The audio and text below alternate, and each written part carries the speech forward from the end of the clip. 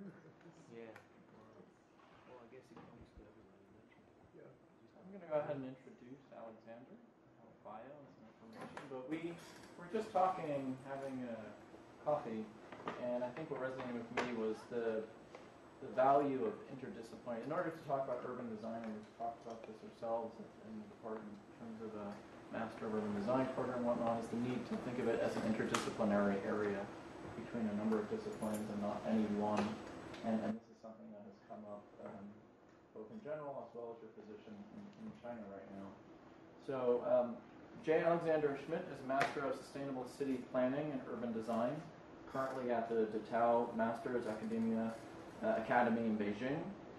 He holds a chair of city planning and urban design at the University of Duisburg-Essen, Germany, where he is director of the ARUS Advanced Research and Urban Systems, and at the JointCenter Urban Systems as well.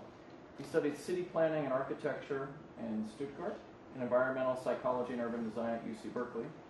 As visiting professor at the University of Oregon, Portland, as well as at Berkeley, Adelaide, and Melbourne.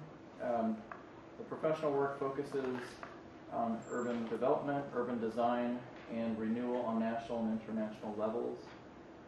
The research is dealing with interdisciplinary urban topics, ergo integrated and multimodal mobility and urban development, low carbon planning and energy efficient monitoring, climate change and new bottom-up initiatives, urban strategies for climatic change, urban design and health, beauty, and the city.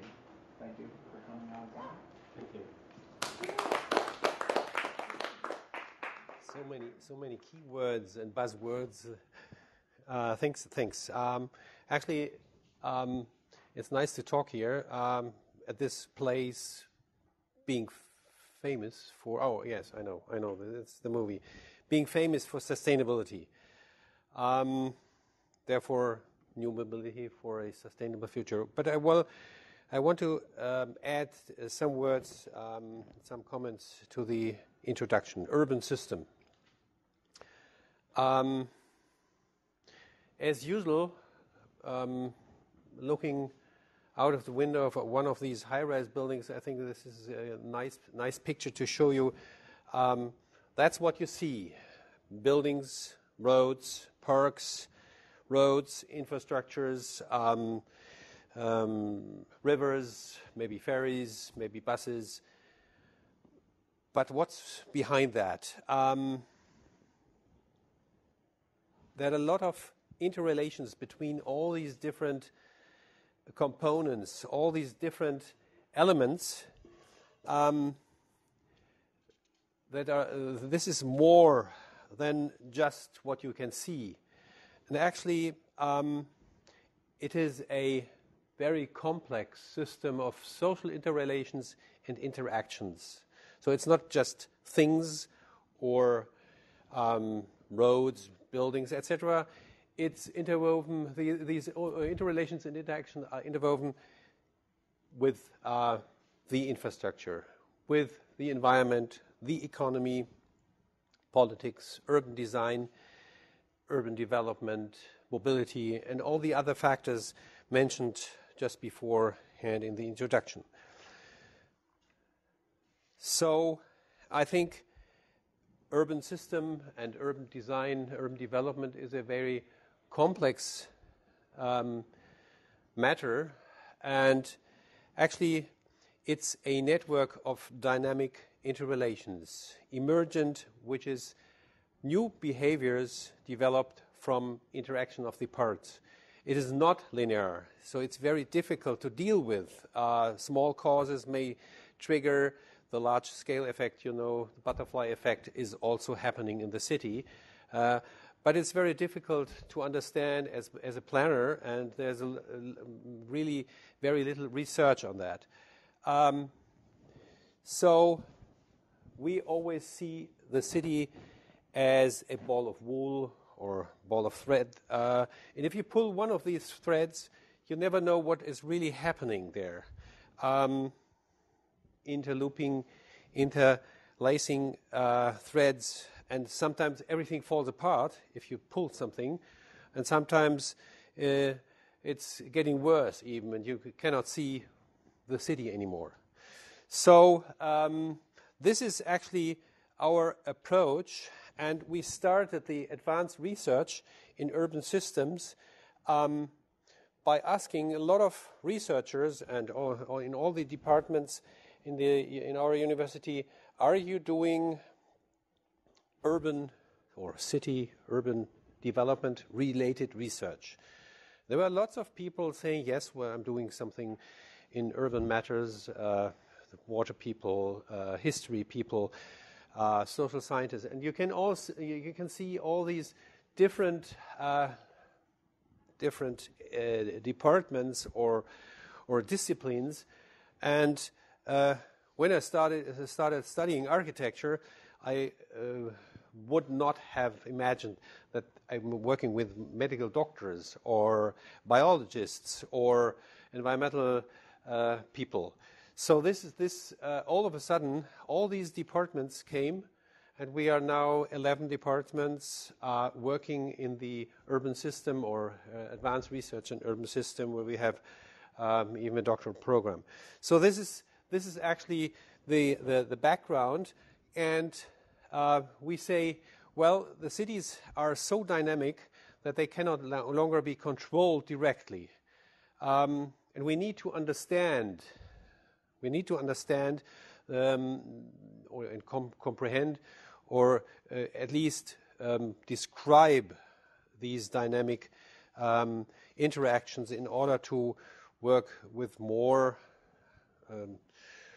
at least to develop this into urban living spaces, because our responsibility is we cannot live in the silos and decide in the silos and let the other silo or the people in the other silo decide. And this is the background for the following study, New Mobility for a Sustainable Future. The urban system already talked about, but I would like to talk about a study which includes 3 disciplines: transportation engineering, social sciences, and urban design. We started with the fact that, of course, we have to talk about climate change. We have to talk about urbanization, and this is Shanghai, and I'm visiting Shanghai 4, 5, 6 times a year, always observing the growth of these skyscrapers. And around Shanghai, the urbanization is really going bad. And 2 weeks ago, the pollution was horrible there. So talking about cities in China is really talking about a general problem. When the politicians are meeting and talking about climate change, they say not more than +2 degrees. But what is that in terms of urban planning, in terms of local development? It's very abstract, actually.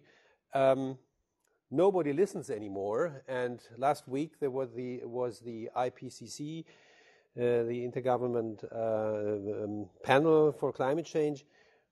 Who knows about that? I mean, the press is maybe talking a little bit, but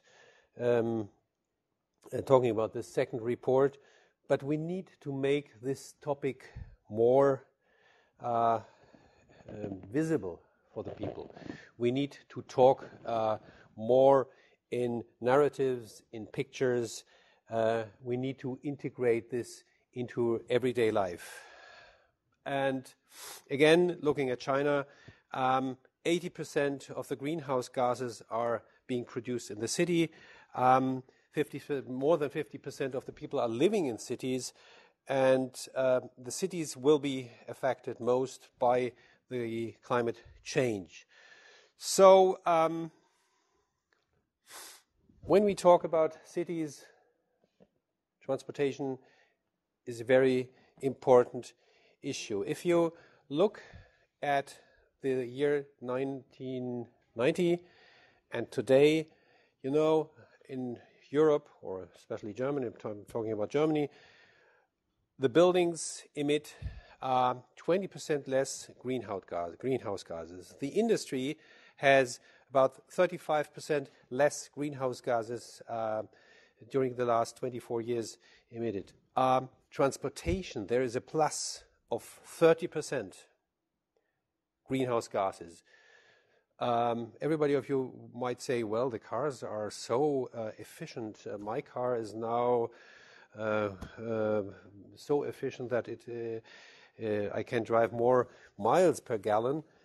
But you have to know there are more trucks on the road, there are more kilometer or miles per car being driven, and there are many more cars on the road than 24 years ago.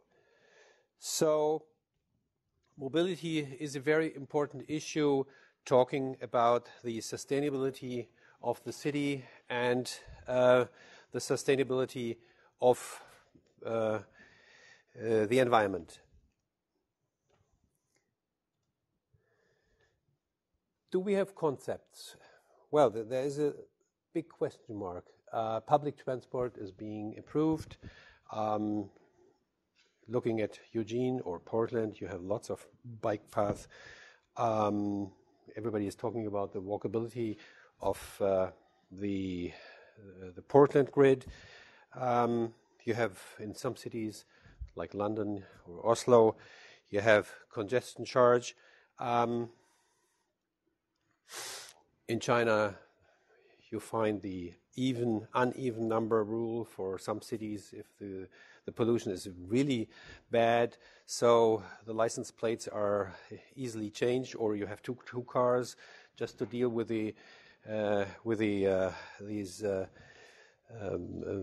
processes. But I think this is too isolated. These are just measures. And these measures are not being interconnected. We need integrated, seamless mobility. We don't need just one thing happening here, and maybe there's a green bike path there, and there's a new bus line or a better service. We need a mobility which combines all modes, which includes the different spaces, and of course, which includes the different preferences of the people, because the people, different lifestyles, have different preferences, and we found out in our study that it is very important to deal with the preferences of the different lifestyles in order to have a kind of better service for seamless mobility.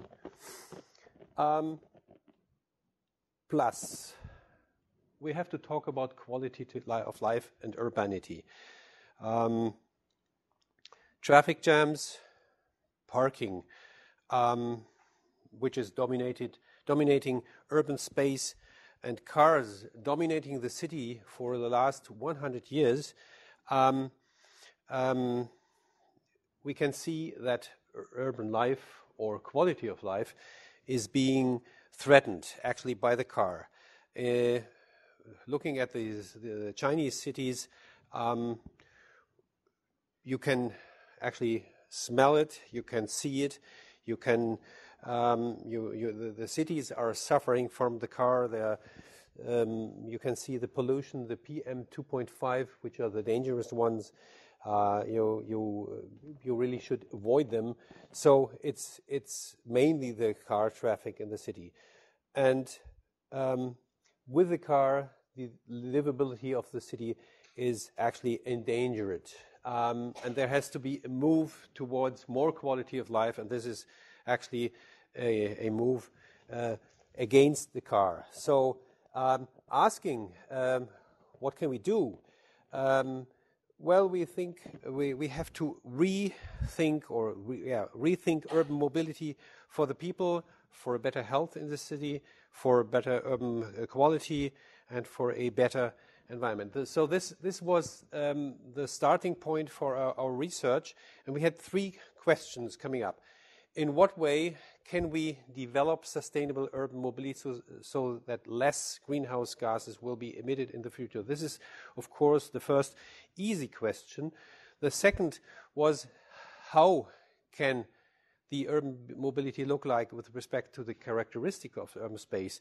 It's not just having the textbook or the ideal design for urban mobility and put it into every city. We have to look at the urban space. We have to look at the lifestyles of the people in order to find out what is best for this city. So I think we have to approach it more in the specific context. And finally, connecting this with the last slides, is it possible that we can reclaim public urban space and more quality of life and better health conditions in the city if we dealing with mobility?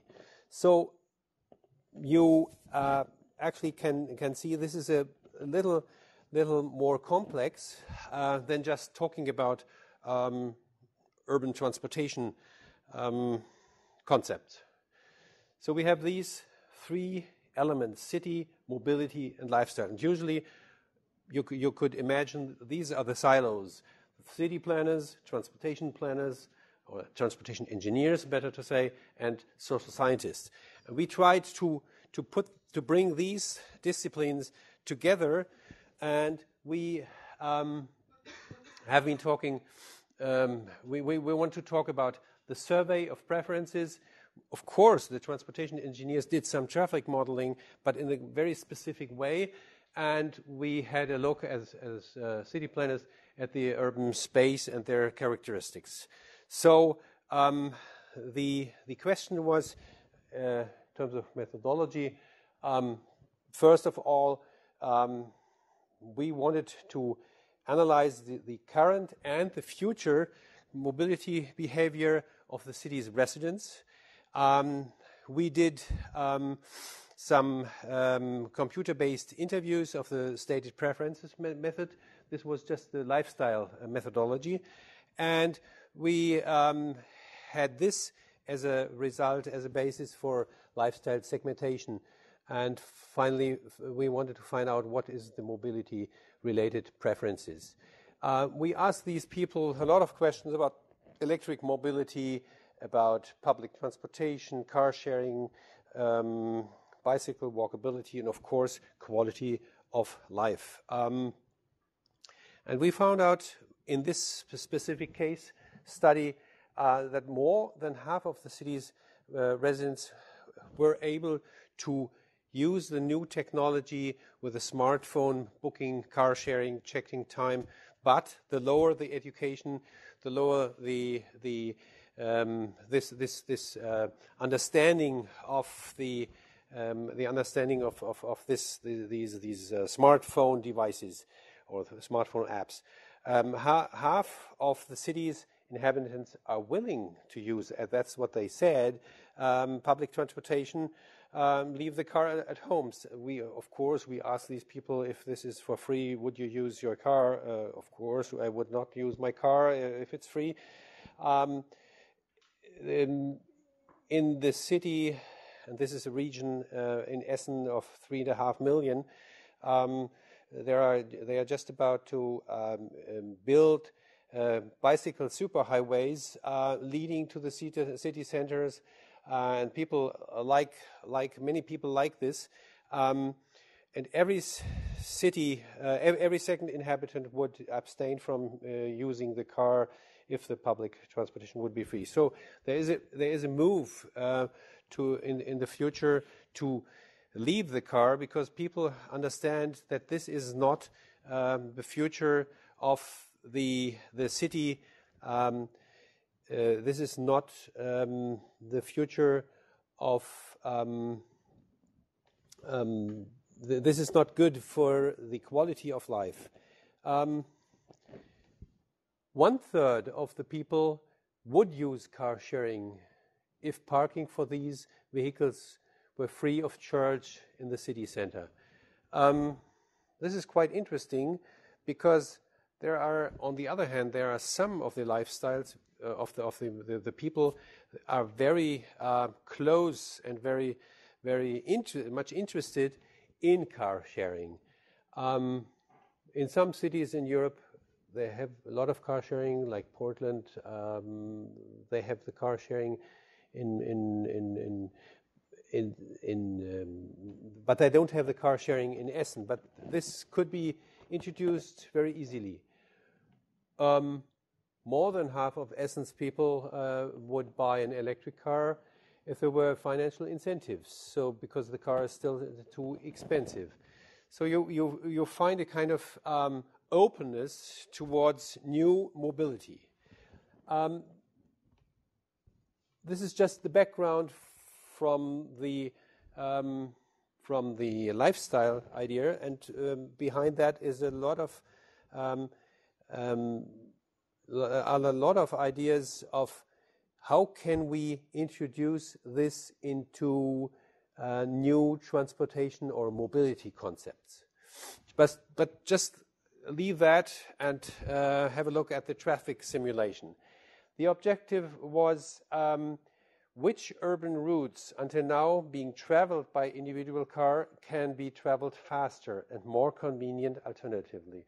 You know, taking the car every morning, you have a kind of mobility habit, and you just step into the car and you know that the traffic jam will be there 100%, and even then you take the car because you're used to it since months, years, decades. And these calculations are limited to routes on the local traffic, of course. And of course, we didn't talk about pedestrian traffic because transportation engineers are not able to deal with the pedestrians. So this is another topic which we know. Transportation engineers are just car-oriented, and they had a hard time to deal with bicycles and to adjust their traffic models for bicycles.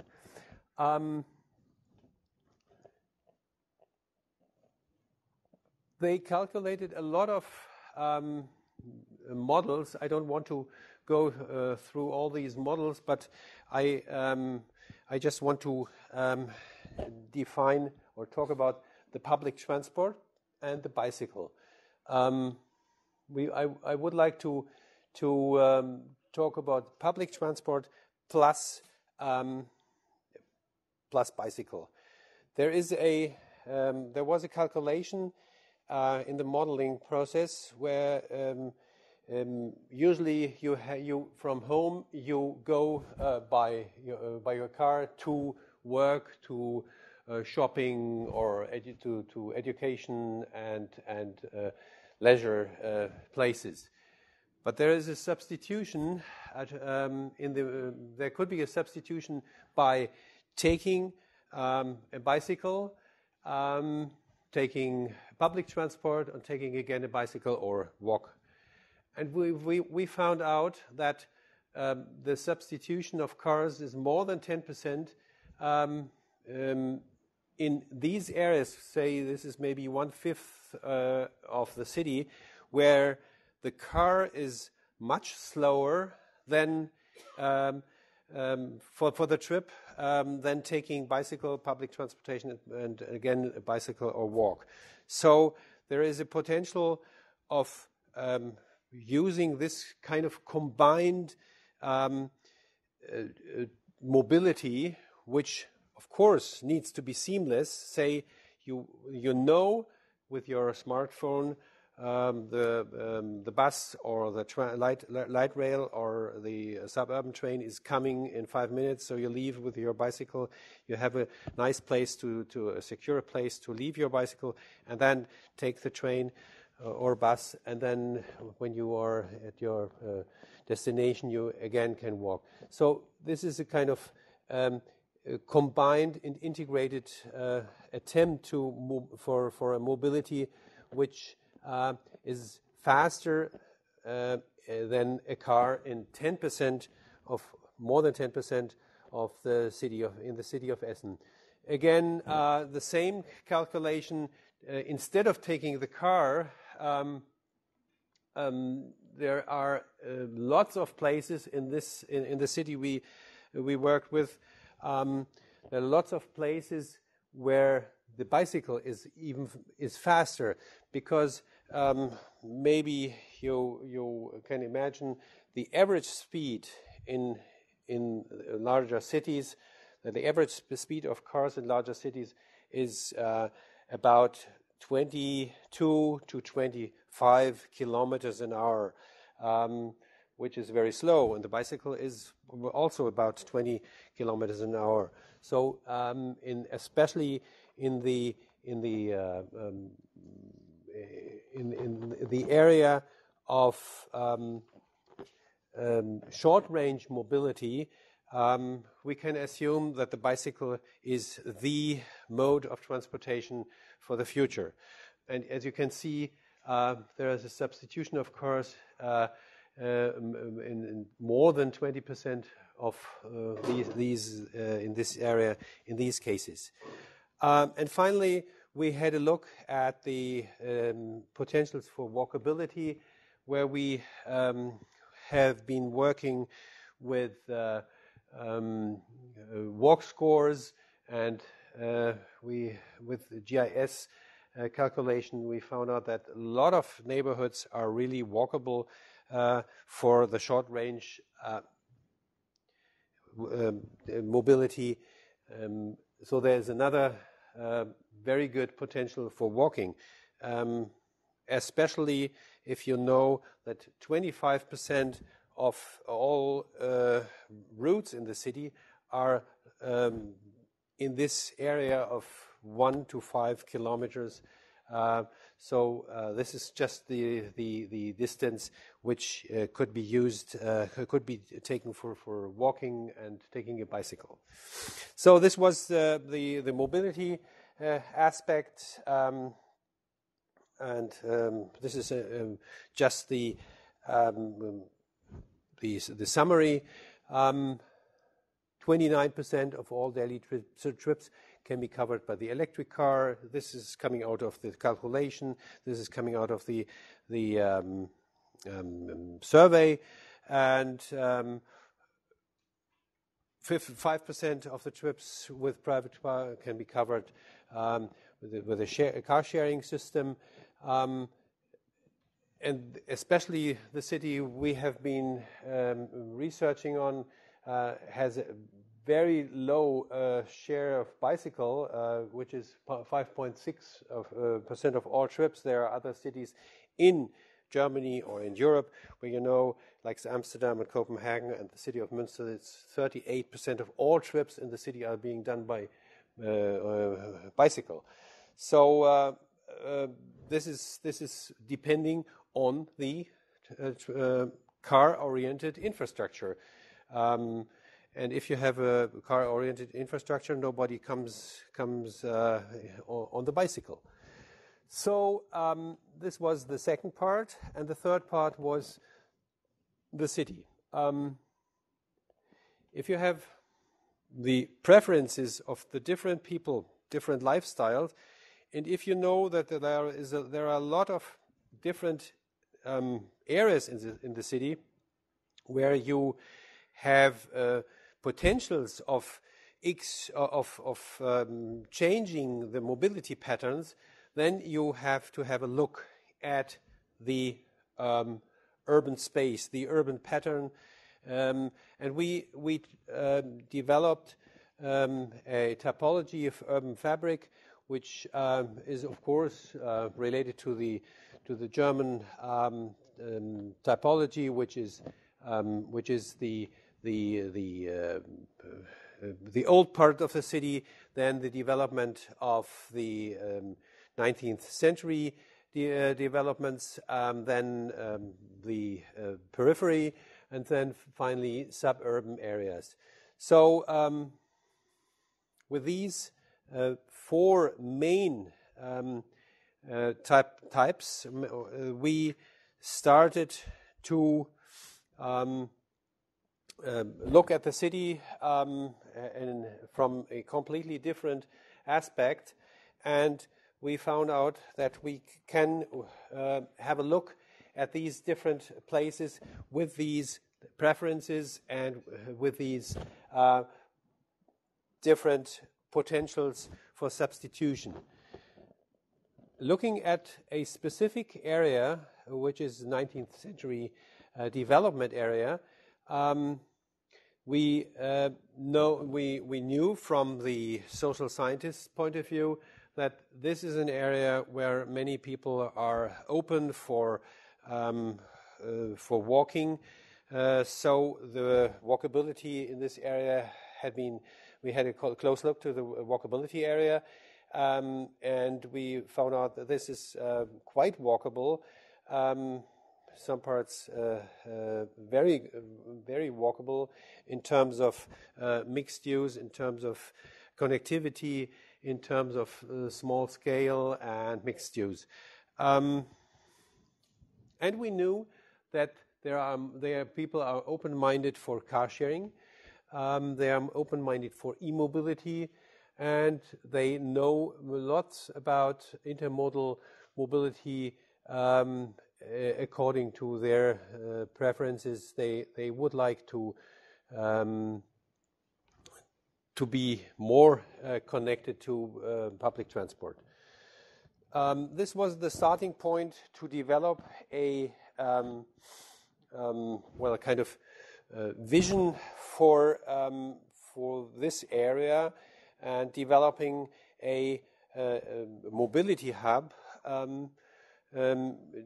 developing a new city square, developing a central bicycle lane, and one of these roads, which is a kind of sub-center, looked like this, and we said, okay, this could look like this, talking about bicycle sharing, bicycle station very close to the subway, having changed the use of the original street into a bicycle highway, and increasing the width of the sidewalks.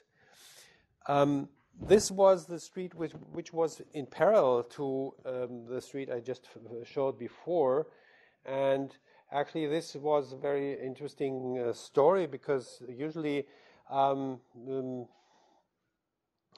this is a street with say 50,000 cars per day, and we said, why not have this street being reconverted into a bicycle highway? Of course, this was an outcry of the people in the city, the municipality's authority, and we said, if you start to say redevelop the surface or to repair the surface, you could do this. And we showed these pictures, and this was, of course, an offense to the people. They were just discussing this heavily. We did this, of course, in the course of this study, and as a university and the research project, we could do this. But this is actually a possible future for the city, maybe a little bit narrower, and have still a 2-lane street, but with a lower speed. This could work out quite well. But sometimes you need to show these pictures in order to push the people into new ideas for the urban future. So after this exercise, we tried to summarize all these experiences, all these ideas, into the following 4 aspects. First of all, we need to promote a new culture of mobility, more risk-taking for experiments. I just want to show one picture. Risk-taking for experiment. This is look at this is Friday, 4 p.m. This is Saturday, 1 p.m. So it's less than 24 hours, and they changed the street completely. This is we didn't do this, but this is just what we go for. We need experiments in order to show people what could really happen, because if we want to enhance urban quality, and we are not talking about urban quality, but saying, okay, we need to have less cars in the city. We need to to improve the quality of life. Nobody has any idea what can be done. So if we talk to the people in the neighborhoods and say, okay, if we have less cars and less parking on the street, they cannot imagine what is really happening. So we have to produce images. We have to produce narratives and communicate these. We have to do kind of marketing or campaigning for urban quality, because people are used to these on the left-hand side, to the cars. They are used to have the car in front of the building, in front of the house, and use it. Just step in and drive. And they are used to the noise. So this was a 3-day exercise of this initiative, saying, okay, why don't we just change or just show the people what could really happen on the street. Of course, you need to ask the officials. Of course, you need to ask the people along the streets. You need to ask the residents. You have to talk to transportation engineers, and if you ask them, can we do it for the next in the next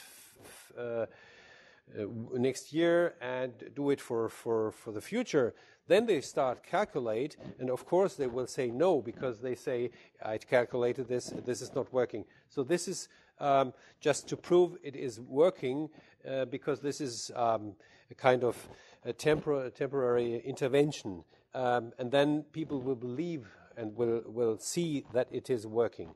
So we need campaigns for more awareness of green urban mobility and interventions and experiments.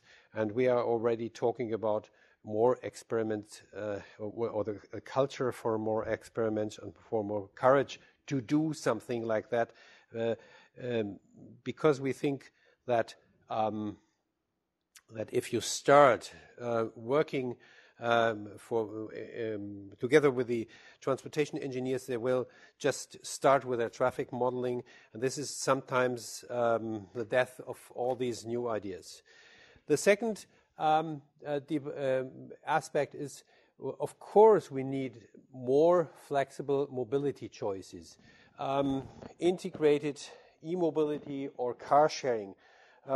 This actually is a very interesting project where we developed a new small urban car which includes a bicycle. So the bicycle is just, you can just roll it in. This was a product designer. This was a mobility economist. This was a driving simulator. And from the urban designer's perspective, we have been working on the future of urban space for the next 20 years. What will happen, looking at social developments, sharing economy, new behavior and public space, etc. So integrate e-mobility and car sharing. Car sharing or bicycle sharing needs easy to understand rates and procedures. It is not easy to understand if you have a smartphone and car sharing app like Car2Go or others, because people have well, they are kind of frightened. What is happening with my phone if the car is over there, and do I have to do this and that? So I think we need to work on that a little bit further on in order to integrate these different modes of transport. Talking about these flexible approaches, we need to look closely onto the short-range mobility, because this is a key factor for the mobility, for the urban mobility, in order to move something.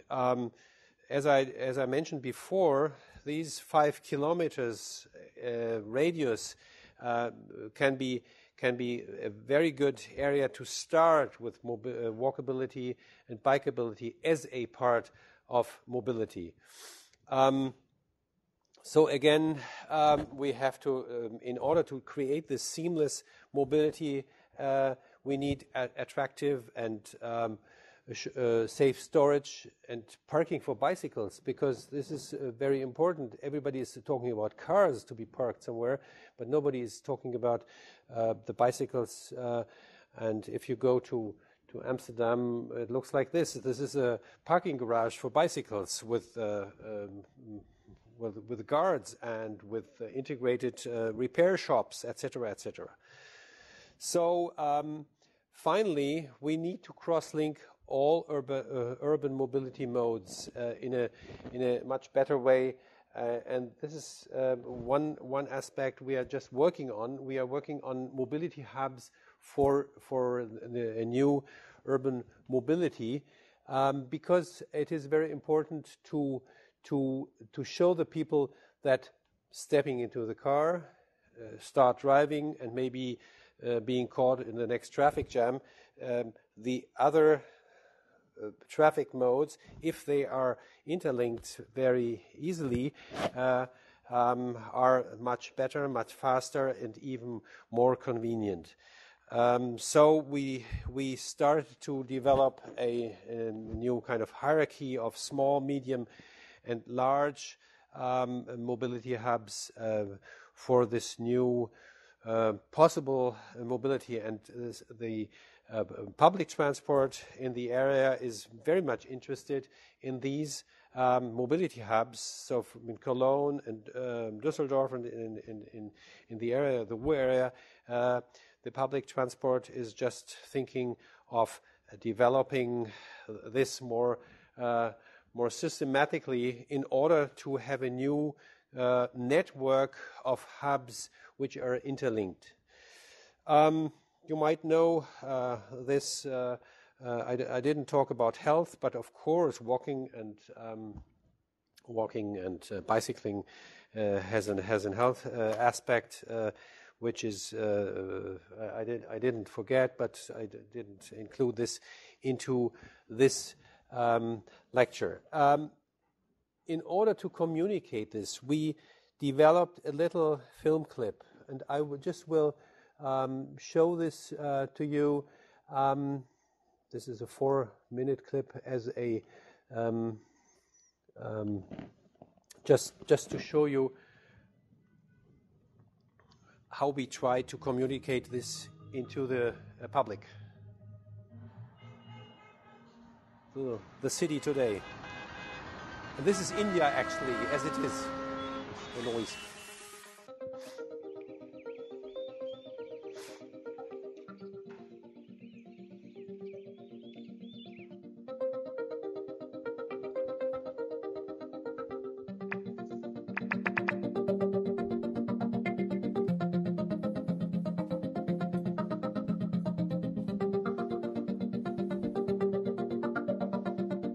The Mobility Hub is the embodied expression of new mobility. In the urban environment, the hub serves as a link among different types of public transport with vehicles for spontaneous use. Here you can get information about various mobility options and also register. The sharing zones are an essential element of the mobility hub. They are spread over the city area and provide a wide range of vehicles for hire. At one tariff, you are entitled to unlimited use of the circulating vehicles so that the borrowing comes with minimum effort.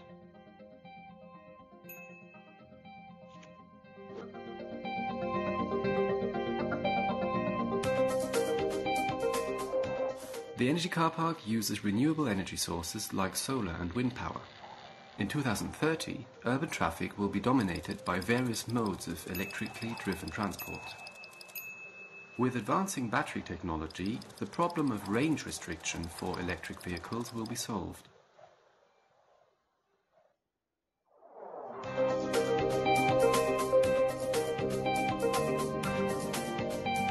In 2013, the Alfredstraße still has 4 lanes for motorized traffic alone.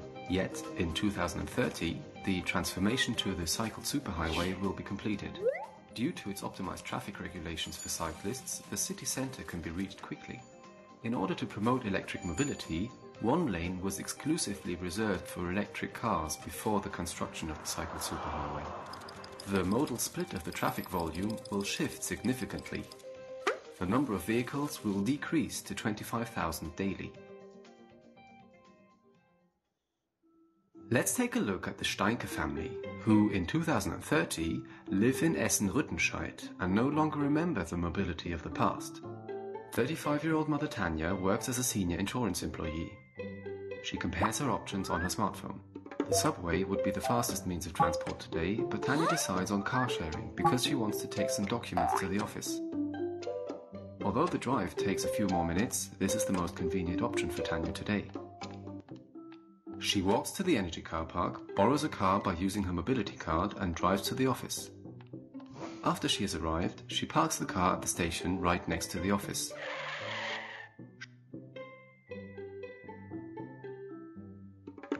Shortly before closing time, Tanya quickly checks the current mobility options. In order to avoid rush hour, she uses the subway and gets off at the mobility hub. From there, she can walk. Ulf Steinke is 39 years old and works as a graphic design freelancer with flexible time management. After breakfast, he wants to take his daughter to the daycare center, which of course is environmentally friendly too. He uses the local bicycle loan system and borrows one of the convenient cargo bikes. From the daycare center, Ulf bikes to his office. On the way, he stops at a supermarket to buy 2 crates of water for the office. With a cargo bike, he can easily take them there. After use, he parks the bike at the station nearest to the office. This is what urban mobility in the future might look like. The greenhouse gas emissions in the transport sector will be reduced drastically. Due to an intelligent combination of public transport, bicycle and other options, such as car sharing, mobility in 2030 will not only be environmentally friendly, but also fairer and cheaper for urban residents.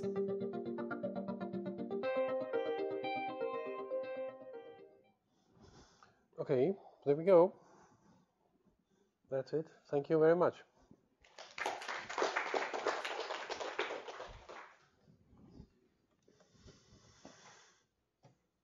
So we have time for any questions?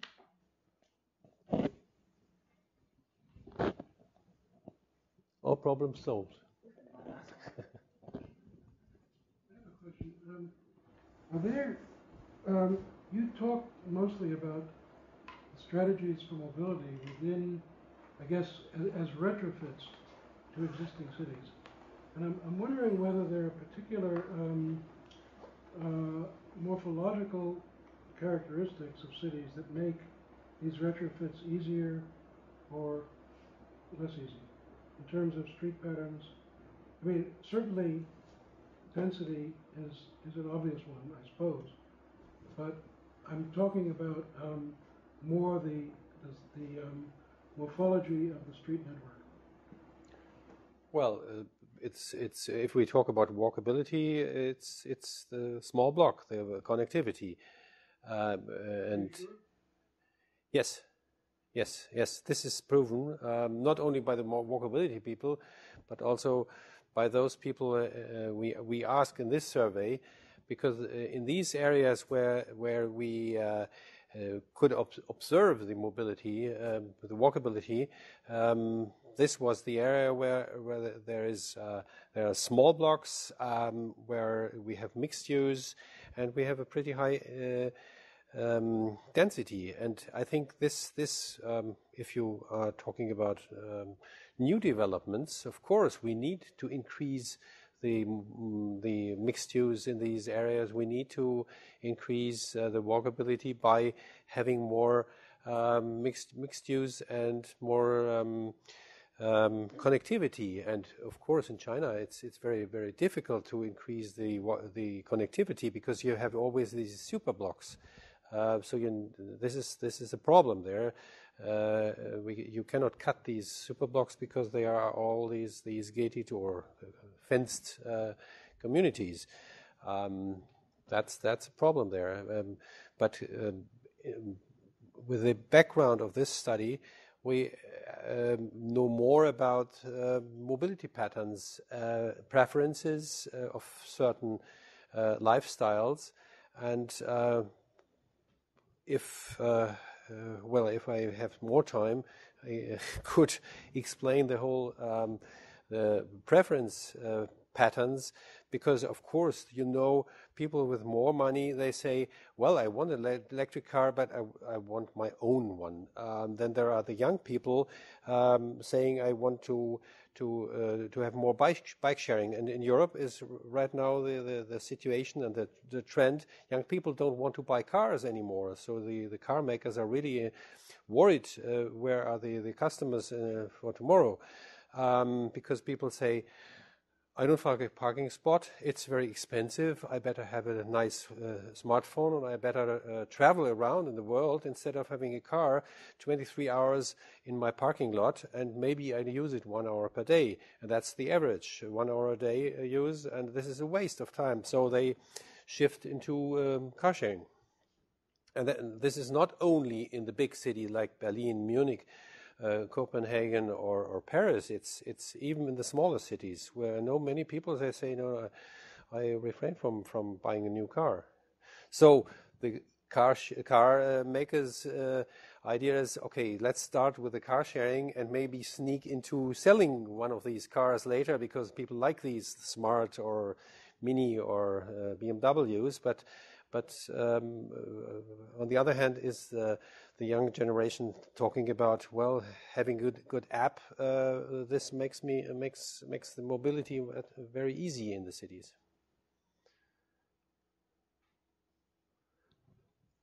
Because when we see, I think following up on the density question, when we see where bike share is emerging, it tends to be in pretty dense downtown locations, even in Europe. So this question of how does periphery, lower density areas, which is a reality in different parts of the world, are there other options for them? Well, in the Ruhr area, the bike sharers, when they introduced bike sharing, they started kind of randomly or seemingly random stations. But finally, this was a research project in order to find out which are in this specific region with this specific client topology and with this spatial characteristics is the best place or best location for bike sharing. And it's not just density; it is also maybe the final point of one of the long light rail stations where you need to go further on, but you don't have barriers like topography or big roads where you just easily can go further on. Of course, the frequency of the bike sharing in these densely populated areas is much higher, and so this has to be balanced, I think.